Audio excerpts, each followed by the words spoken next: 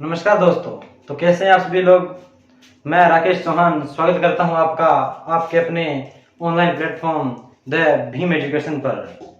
तो दोस्तों, पिछले 2 क्लासों में अपने एक बड़े ही शानदार टॉपिक मौर्य वंश पर चर्चा कर रहे थे, जिसमें अपनों ने चंद्रगुप्त मौर्य की चर्चा कर ली, उसके पुत्र बिंदुसार की चर्चा कर ली। आज एक ऐसे शासक को पढ़ने जा रहे हैं जो अपने आप में बड़ा ही महत्वपूर्ण स्थान रखता है। इसने भारतीय राजनीति को एक नया मोड़ दिया। उस शासक का नाम है दोस्तों अशोक। अशोक, सम्राट अशोक। इसको शुरू करने से पहले थोड़ा सा पीछे चलते हैं, जहां अपनों ने लास्ट वीडियो छोड़ा था, लास्ट क्लास छोड़ी थी। तो बिंदुसार, मैंने कहा था कि बिंदुसार जब अपने आखिरी समय में था, जब अपने जीवन की अंतिम कड़ी में था, अंतिम घड़ी में था, तब बिंदुसार के समय जो तक्षशिला था,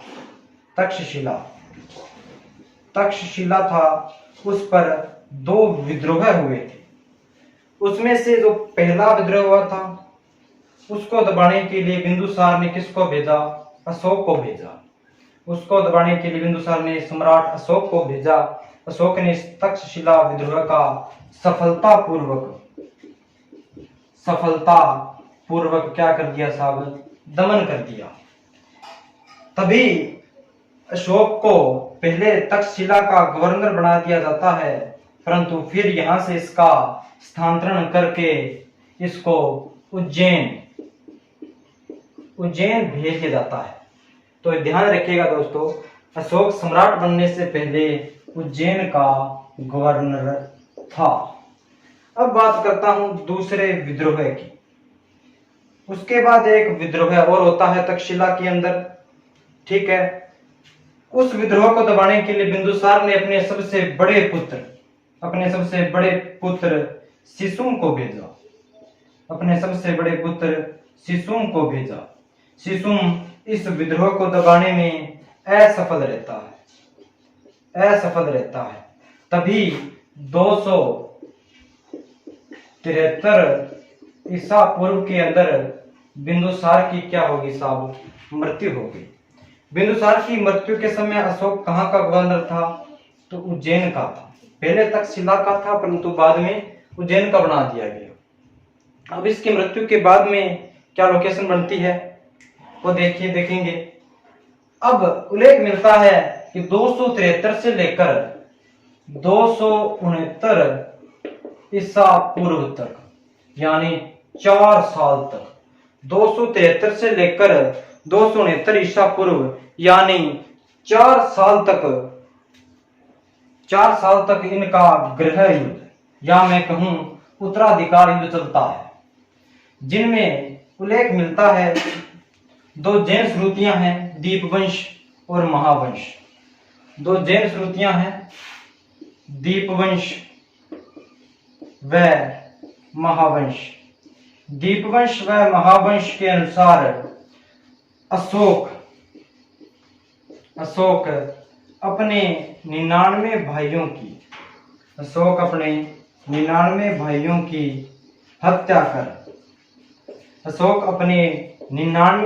की हत्या कर पाटलिपुत्र जो मगध की राजधानी थी, मगध महाजनपद की, पाटलिपुत्र सामरिक और आर्थिक दृष्टि से उस समय भी महत्वपूर्ण था। आगे जाकर अपनी बात करेंगे हर्षवर्धन काल। सम्राट अशोक 647 ईसा पूर्व नहीं ईस्वी जब हर्ष की मृत्यु हो जाएगी, उसके पश्चात इस पाटलिपुत्र की जगह कनौज ले लेगा। उसकी चर्चा अपने आगे करने वाले हैं। तो 269 ईसा पूर्व के अंदर पाटलिपुत्र में अशोक अपने 99 भाइयों की हत्या कर राज्याभिषेक करवाता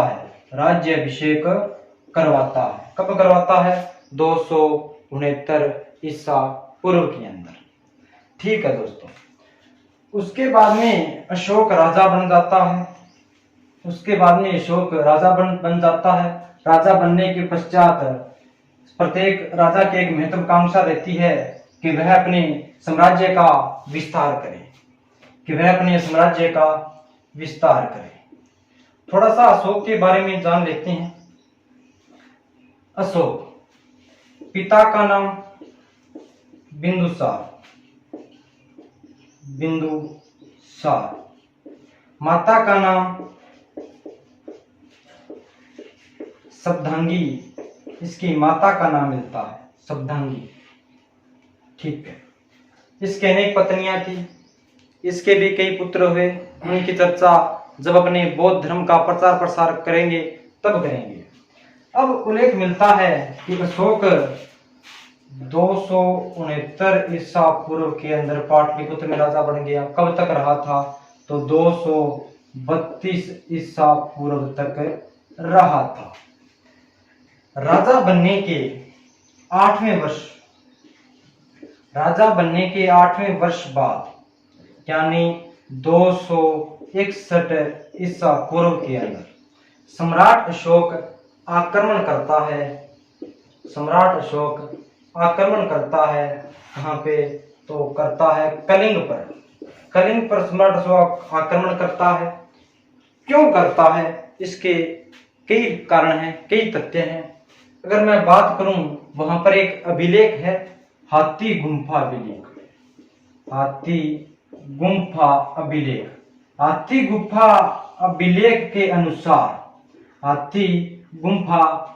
के अनुसार उस समय कलिंग पर एक नंदराज नाम का राजा शासन कर रहा था।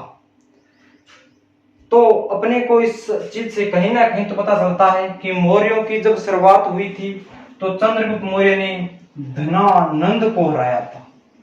इसमें भी नंद है, तो हो सकता है ये उसी धनानंद का कोई अंतिम स्वतंत्र शासक हो।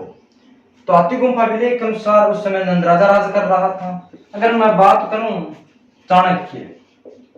चाणक्य के अनुसार उड़ीसा यानी कलिंग की बात कर रहा हूं मैं। कलिंग कहां पड़ता है साहब? ये पड़ता है दक्षिणी उड़ीसा के अंदर पड़ता है। चाणक्य के अनुसार उड़ीसा के जो हाथी हैं वो बड़े फेमस हैं। तो चाणक्य कहता है कि सम्राट अशोक ने इन हाथियों को हथियाने के लिए, इन पर कब्जा प्राप्त करने के लिए इसने उड़ीसा या मैं कहूं कलिंग पर आक्रमण करता है। एक इतिहासकार है प्लानी, यूनानी इतिहासकार प्लानी के अनुसार अशोक समुद्र तटीय क्षेत्रों पर अपना अधिकार करना चाहता था। अशोक अपने साम्राज्य का विस्तार इन समुद्र तटीय प्रदेशों में भी करना चाहता था। इसलिए सम्राट अशोक ने इस दक्षिण उड़ीसा या मैं कहूं कलिंग पर अपने राज्याभिषेक के 8वें वर्ष अर्थात 261 ईसा पूर्व में आक्रमण किया। अब आक्रमण किया, क्या हुआ वो देखते हैं। अब कलिंग पर आक्रमण कर दिया अशोक ने 261 ईसा पूर्व के अंदर। कलिंग कहां पड़ता है साहब? तो कलिंग पड़ता है अपने दक्षिणी उड़ीसा के अंदर। यहाँ पे अपना पाटलिपुत्र है। पाटलिपुत्र से इस उड़ीसा या कलिंग पर आक्रमण किया।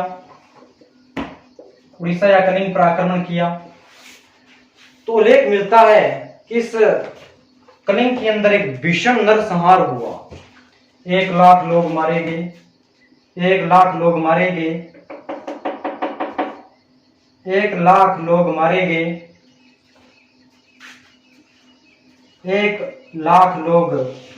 गए और कम से कम 1.5 लाख लोग बंदी बना लिए गए।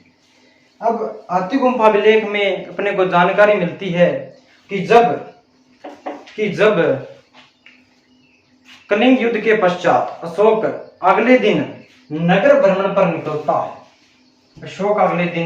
जब नगर भ्रमण पर निकलता है तो जहां भी वो पैर रख रहा था, पैर रख रहा था, उसका पैर किसी न किसी लाश पर जा रहा था। इससे अशोक को क्या हुई? आत्मग्लानि हुई, कुंठा हुई। अशोक उड़ीसा से वापस लौट जाता है अपनी राजधानी पाटलिपुत्र के अंदर। वापस लौट जाता है पाटलिपुत्र के अंदर। अब पाटलिपुत्र में जाने के बाद भी उसका मन शांत नहीं हो रहा था। उसके सामने वही भीषण नरसंहार का दृश्य आ रहा था। तो लेख मिलता है कि अब अशोक को एक शख्स, एक इंसान की बातें याद आ रही थी। उस इंसान का नाम था मोगली पुत्र तिस। उस शख्स इंसान का नाम था मोगली पुत्र तिस। ये कौन था साहब? ये था उस समय बौद्ध धर्म का ज्ञाता, या मैं कहूं बौद्ध विद्वान था। ये अशोक को पाप पुण्य, धर्म अधर्म, अहिंसा हिंसा की जानकारियां देता था, जो अशोक के कहीं भी सेट नहीं बैठ रही थी, या मैं कहूं पल्ले नहीं पड़ रही थी। ठीक है, आज अशोक को इस कलिंग के नरसंहार के बाद इसकी वो बातें कहीं ना कहीं दिमाग में आ रही थी कि इसको सबसे ज्यादा आत्मग्लानि इस बात की हो रही थी कि मैंने अपनी निजी स्वार्थों के कारण, मैंने अपने साम्राज्य विस्तार के कारण कलिंग पर आक्रमण किया। उन 1,00,000-1,50,000 लोगों का क्या कसूर था जो बेवजह इस युद्ध में मारे गए थे? तो अशोक को आत्मग्लानि होती है। तो जैन श्रुतियों के अनुसार जैसे मैं बात करूं महावंश और दीपवंश की, महावंश व दीपवंश के अनुसार अशोक ने अपने राज्याभिषेक के चौथे वर्ष यानी 265 ईसा पूर्व के अंदर एक उपगुप्त नामक बौद्ध विद्वान से बौद्ध धर्म की शिक्षा ली थी। एक उल्लेख मिलता है कि अशोक ने बौद्ध धर्म की जो शिक्षा दीक्षा है वो निग्रोध से ली थी। अब ये निग्रोध कौन है साहब?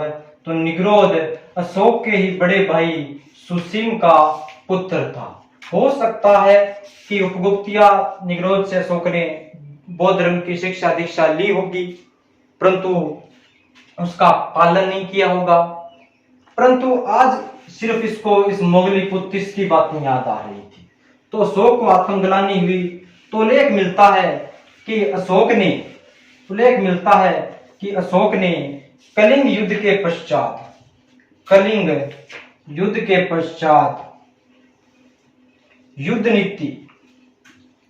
नीति क्या कर दी साहब? त्याग दी। युद्ध की जगह इसने धम को स्वीकार किया। अब देखते हैं भी अशोक का धम, सबसे ज्यादा प्रश्न यहीं से पुटअप होते हैं भी अशोक का धम क्या है। बड़ा इंपॉर्टेंट है, अपने आप में बड़ा महत्वपूर्ण तथ्य है अशोक का धम। जब भी अपने अशोक का नाम लेते हैं तो अपने आप महान सम्राट अशोक शब्द मुंह से कहीं ना कहीं निकल ही जाता है। तो 99 भाइयों का हत्यारा महान कैसे हुआ? 99 भाइयों का हत्यारा महान कैसे हुआ? तब इस पर चर्चा करने वाले हैं अपने। उल्लेख मिलता है कि कलिंग युद्ध के पश्चात अशोक ने धम नीति अपना ली, अर्थात युद्ध को त्याग दिया। अशोक इतिहास का पहला शासक था जिसने राजनीति में क्या की साहब? धम को स्वीकार किया। राजनीति में अहिंसा को स्वीकार किया। इतिहास का पहला शासक था ये।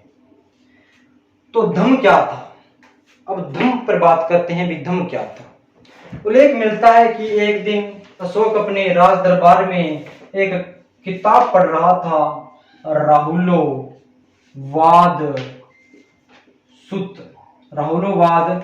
सुत्त। ये बौद्ध ग्रंथ है, इसको पढ़ रहा था। इसमें लिखा हुआ था कि आपने बौद्ध धर्म स्वीकार कर लिया, परंतु फिर भी आपको पाप लग सकता है। तो कैसे भाई?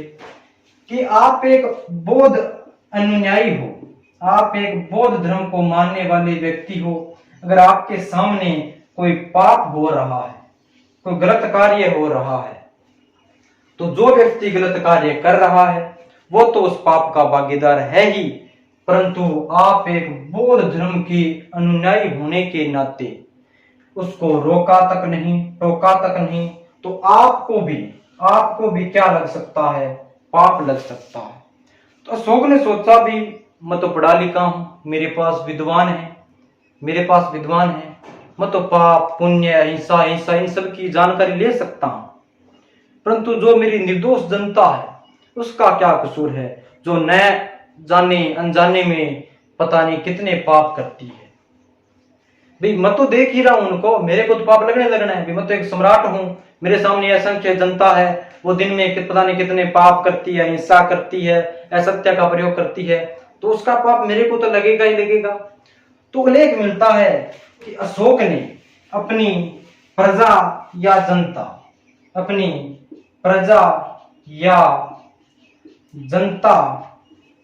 के नैतिक उत्थान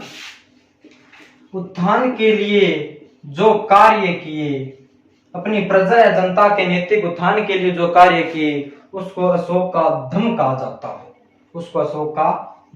जाता है। अगर बात आ जाए अशोक की धम्म की व्याख्या कहां से ली गई है साहब, तो राहुलोवाद सूत्र से इसकी व्याख्या ली गई है।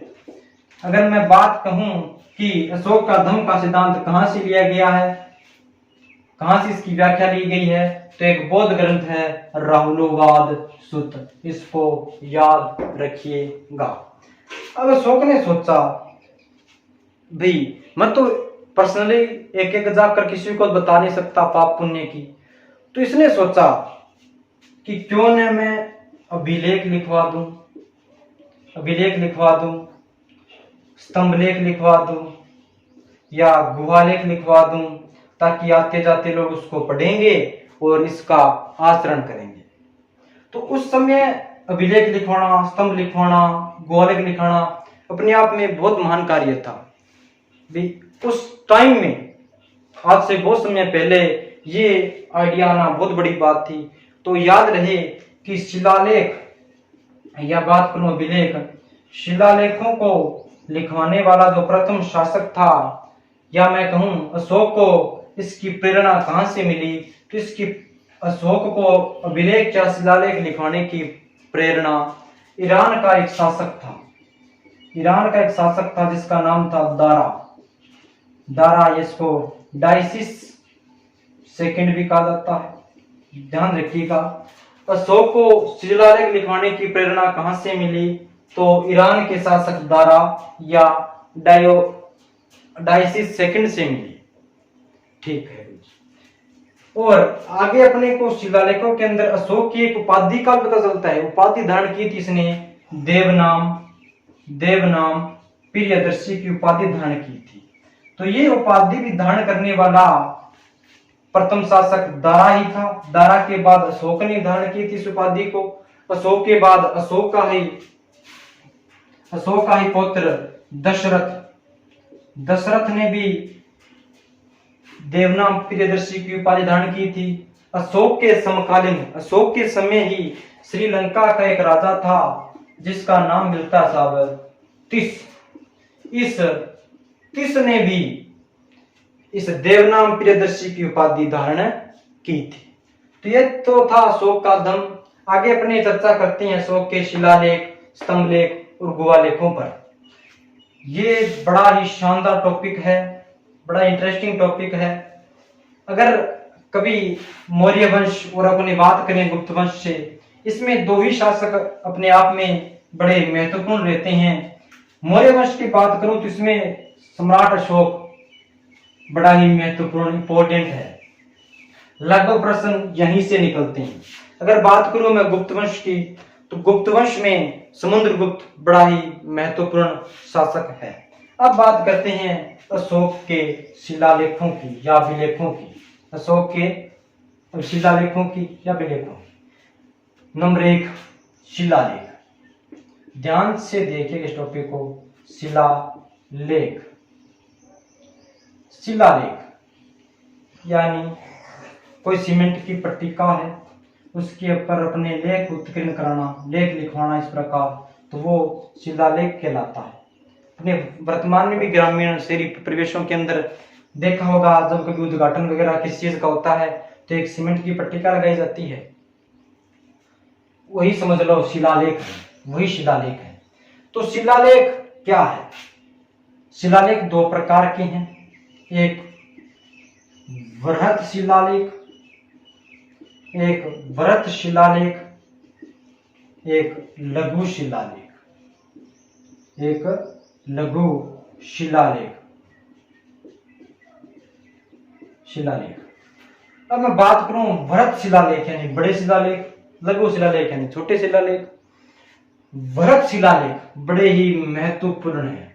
वृहत शिलालेखों को चतुर्दश शिलालेख भी कहा जाता है। चतुर्दश शिलालेख भी कहा जाता है। चतुर्दश का अर्थ होता है 14। ध्यान दीजिएगा दोस्तों, ये 14 किसी संख्या का नाम न होकर, किसी संख्या का नाम न होकर ये एक समूह का नाम है। अब गुरुजी वृहत शिलालेख संख्या भी कितनी है? तो संख्या में ध्यान दीजिएगा दोस्तों, संख्या में ये 8 है। तो ये 14 क्या है? इन 8 शिलालेखों पर 14 बातें लिखी गई है जो एक समूह का प्रतीक है। यानी आपको क्या करना चाहिए, बौद्ध धर्म की अनुयायी होने के नाते धम्म क्या है, इसकी व्याख्या की गई है इन शिलालेखों पर। तो बातें 14 लिखी गई है, बातें 14 लिखी गई है। अगर बात करूं संख्या की तो संख्या 8 है। अब ये 8 शिलालेख कौन कौन से हैं, कहां से मिला, इनकी भाषा कैसी है, इनकी लिपि कैसी है, तो उसकी अपने चर्चा करने वाले हैं। अब इनकी भाषा कैसी है, इनकी लिपि कैसी है, इसकी बड़े ही शानदार तरीके से अपनी चर्चा करेंगे दोस्तों। तो वो चर्चा अपने नेक्स्ट क्लास में करेंगे। नेक्स्ट क्लास में अपने अशोक के शिलालेख, अभिलेख, कुआलेख, इसका बौद्ध का प्रचार प्रसार, उसकी चर्चा करेंगे। ठीक है दोस्तों, धन्यवाद। मिलते हैं अगले क्लास में। थैंक यू, धन्यवाद।